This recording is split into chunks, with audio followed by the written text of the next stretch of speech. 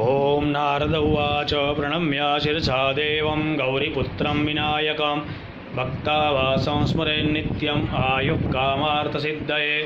प्रथमं वक्रतुण्डं च एकदन्तं द्वितीयकं तृतीयं कृष्णपिङ्गाक्षं गजवक्त्रं चतुर्थकं लम्बोदरं पञ्चमं च षष्ठं विकटमेव च सप्तमं विघ्नराजं च धूम्रवर्णं तथाष्टमं नवमं बालचन्द्रं च दशमं तु विनायकम् एकादशं गणपतिं द्वादशं तु गजाननं द्वादशैतानि नामानि त्रिसन्ध्यं य पठेन्नर न च विघ्नाभयं तस्य सर्वसिद्धिकरं वरं। विद्यार्थी लभते विद्यां धनार्थी लभते धनं पुत्रार्थी लभते पुत्रान् मोक्षार्थी लभते गतिं। जपेत् गणपतिस्तोत्रं षड्भिर्मासै फलं लभेत् संवत्सरेण सिद्धिं च लभते नात्र संशयः।